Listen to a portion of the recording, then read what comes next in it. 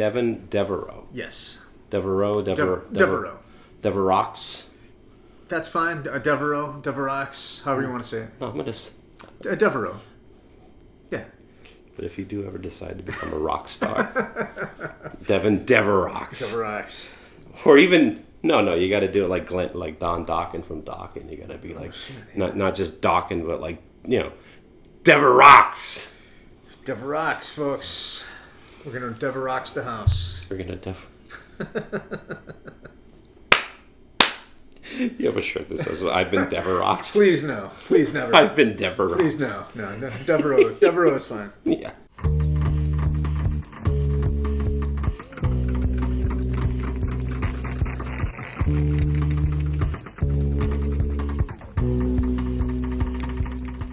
Hi everyone, and welcome to the Tiki Goth Club. My name is Ray, and I am in San Diego, and I'm here to interview my good friend Devon Devereaux. And you used to live in Portland.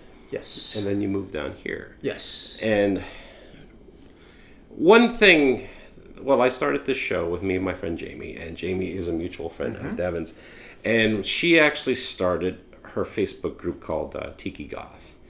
And then I decided to start the YouTube show called Tiki Goth Club.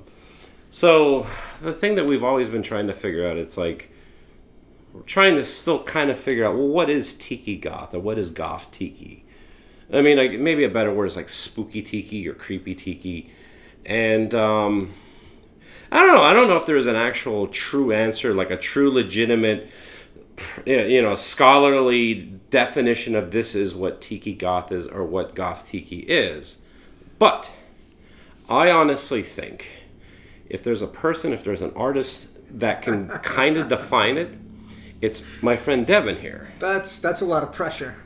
Yeah, well, there's no pressure because the proof is in the work that you've already done. That is very kind, sir. Thank you. And I remember when I first start seeing your art, I'm like, this is it. This is exactly like when I think of what Tiki Goth is or what Goth Tiki is, it is your artwork. So Devon, give us a little introduction. Like, hi. Yeah. Thank you. Defining Tiki Goth is very difficult. It's a very fun idea. It's not I would never call myself a goth. That definitely not. I definitely love the music. I love the culture. I love the clothing. I love the art. I love the architecture. I love everything about it.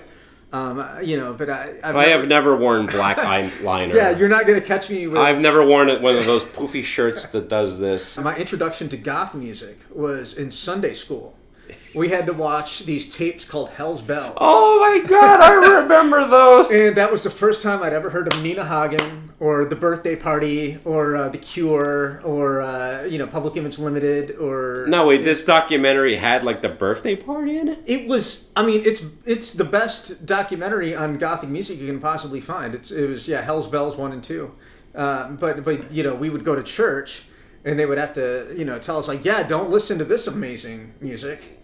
And so I was like, wow, this is pretty great. And so you're taking notes. What's the list of these bands that I shouldn't be watching? Living in Flint, Michigan at 10 years old, that's the only way I would have ever been exposed to like a Nina Hagen or Nick Cave. Like it's ridiculous. Well, I remember too is like, I remember they had like everything was acronyms, right? Like Kiss wasn't, it was Knights and Saints Service. AC/DC was like Antichrist, Devil Coming. Yes. And you had all this, and you had all these other things. We Are Satan's People, Wasp.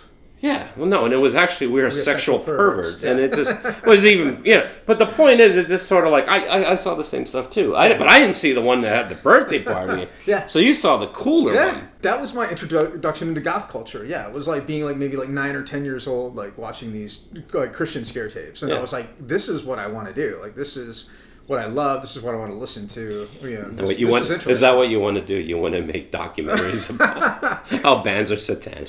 Yeah, exactly. I want to make documentaries like this.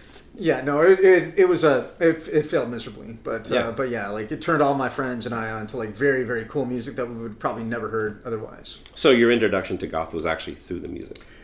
Absolutely. It wasn't through not through the movies or fashion or yeah. or did it all just kind of come anyway? Yeah. All right. So I mean, I've kind of talked about this before. Yeah. I think like it's kind of funny because I think one of my biggest intros into like both goth and tiki was Scooby Doo, and watching like in the 80s, watching reruns of Scooby Doo. It was like my favorite show of Scooby Doo was the 13 Ghosts of Scooby Doo, where it was Vincent Van Gogh, Vincent Price playing the lead character, and so there was that whole thing, and I was always obsessed with Vincent Price, from age 5 or 6 or 7, and then then there was of course the classic a Tiki Scare is no fair episode from the original episode, and that was maybe one of the very first things I saw in Tiki. Living in Flint, Michigan, we have no island culture there, of course.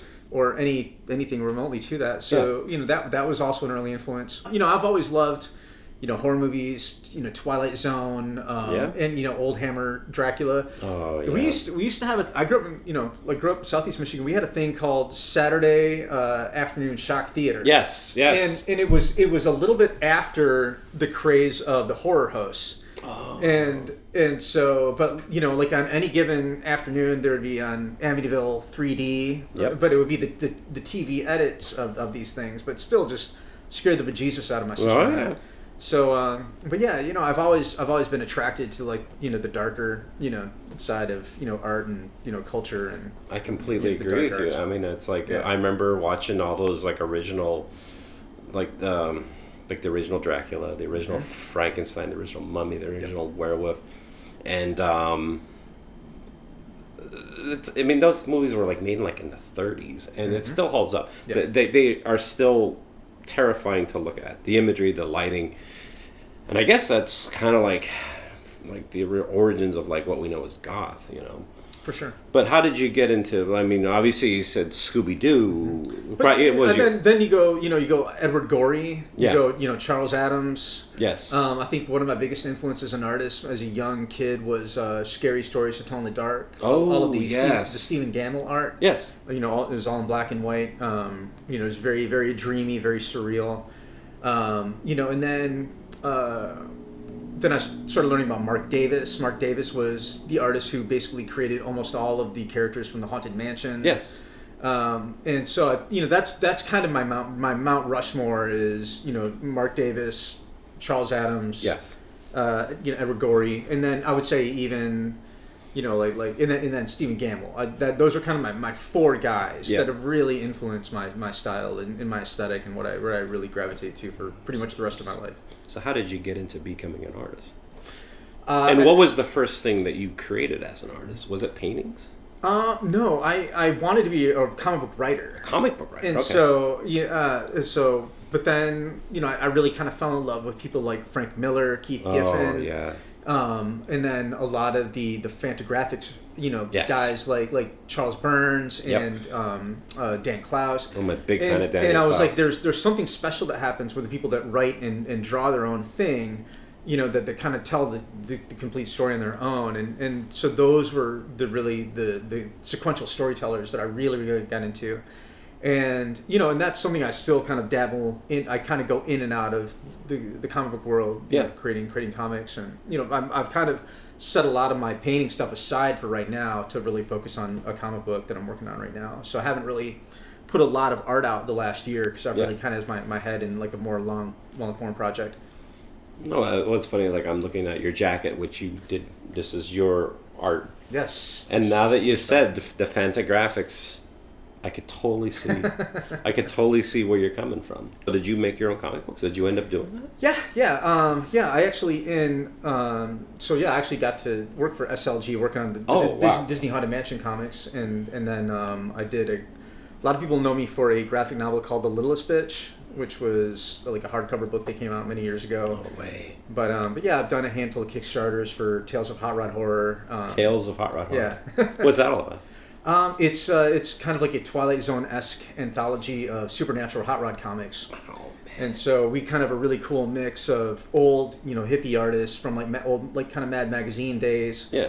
So we have like Rick Geary's in there, KRK Ryden, who's Martin Bryden's brother. Yeah. And then people that worked on some of the SLG books, and other people that had never really done any sequential art before. But it's kind of like a really fun mix. But you can find those on Amazon. It's Tales of Hot Rod Horror 1 and 2.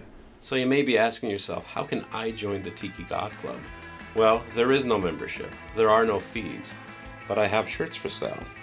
They're $20 a piece, $5 shipping and handling. If you're interested, go to my website, tikiwithray.com.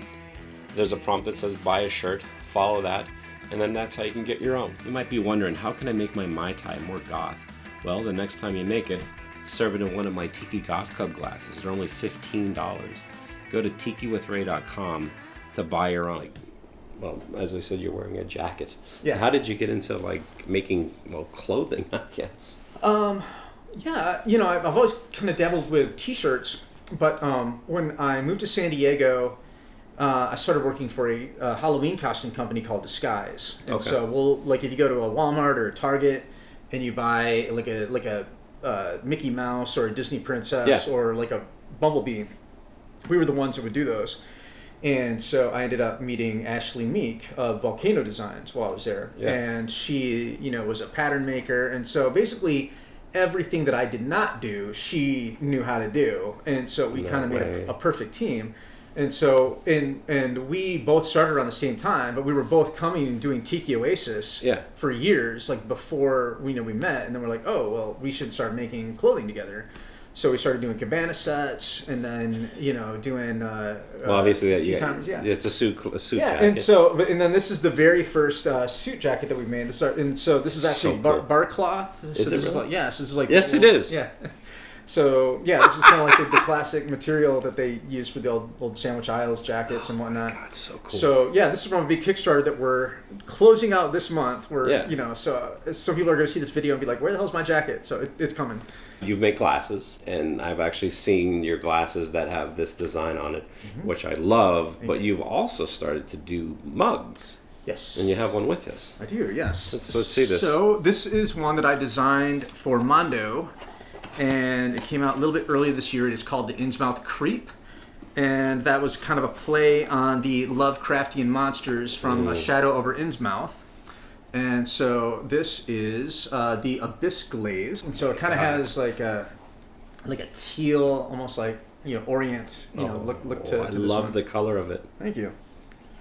Yeah, and so the guy that did the sculpt on this, his name is Tufan, and he is amazing. He does a lot of the the mugs for Mondo. Yeah. And so this is the third mug that I've designed. I've worked with like a different sculptor every time, so I haven't done a lot of mugs, but this one came out really cool. Oh, it's so cool. Yeah. No, I couldn't be happier how they did with the sculpt with this one. Yeah. So out of everything of all the different things that you've done, as far as the different mediums, what is your favorite to work with? Oil. Yeah, oil painting. Why is that? You just have the most control over it. I like to, it's very meditative. You can kind of just get lost, while you're working on it, and I think the nature of oil painting, it forces you to stop and let things dry and then come back to it. Yeah. So you can't just like go. Just the nature of it forces you to stop everything and just reevaluate it later with a fresh set of eyes. So. And also just the blending and the opaqueness to it. There's, I don't have control over any other medium in the level that I have over oil painting.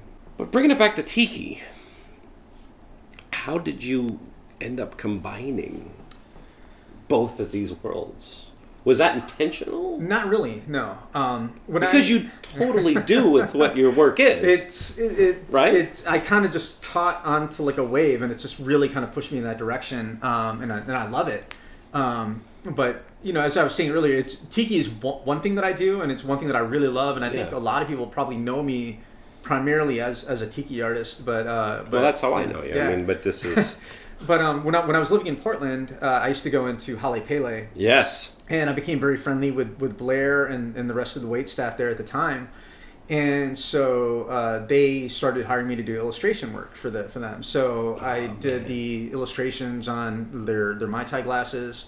and then their T-shirts and some of the menu items. Yeah, I have one of the Holly Bailey glasses. Oh, right on. Was it one of the red ones? The red one, yeah. Yeah. I bought a long time ago. Cool, yeah. So I did the art for that one. Yeah. And and so just as I started taking that to the shows, that became my most popular stuff I would bring to the show, and like it kind of started. Like if I do a San Diego Comic-Con or a horror convention, it was a really small part of the table. And then just by the way things happened, it got bigger and bigger and bigger. And so that same year that I started working for, doing illustration for Blair, I was at a horror convention. It was the World Horror Con in Portland in 2014. And I was tabled next to Victoria Price, who is Vincent Price's daughter. And so we, chatted the whole weekend. And she said, well, I really love what you're doing with the tiki art. I really love your horror art. Why don't you do something with my dad from, and so she's like, maybe from the Brady Bunch. And and it's funny because I had a sketchbook where I had already started working on a piece with Vincent Price and the tiki. And I'm like, maybe something like this. Oh my God. And she's like, yeah, something like that. So we kind of refined it. So she had me do an illustration for her for like a line of candles that she was doing. And I think a lot of people probably know me best for like there's one piece of like Vincent in the Tiki Caves, and so I think a lot of people know me from that one piece, and so that kind of I think those kind of two things. I think like kind of like doing stuff for Holly Pele and then the Vincent Price stuff, like officially licensed, like that really kind of set me on that path. So serious. So now you're friends with Vincent Price's daughter? Yeah, she's a sweetheart. So cool. Yeah, she's great. One of the things that not a lot of people know is I did the graphic design for the Bela Lugosi pomade last year. Did you really? Yeah. So that was another trip, like working with the Lugosi family and like working with Lugosi's granddaughter. So that was another trip. Yeah, it's a weird life, man. Just like people you get to meet. At the beginning of all this, did you think that this would like ever happen? That you'd be like working with the Lugosi family or like Vincent Price's daughter? No. I mean, like if you grew up in Flint, Michigan, it's just like you're completely disconnected from this whole world. It's like it seems like a billion miles away for sure. But it seems to me it's a fantasy. But I think what's really, really cool about your work is that you are creating something that it truly is unique with combining all these worlds together. Thank you. And in doing it in the way that you do. I'm certainly not the first person that came up with this idea, to do this. Like I'm not the only one out there. No. Well, I mean, let's be honest. I mean, there are definitely other people that are combining this, the worlds of goth or horror or spooky, whatever you want to call it, with tiki. Yeah. But obviously, it's something that's striking a nerve with a lot of people. Absolutely.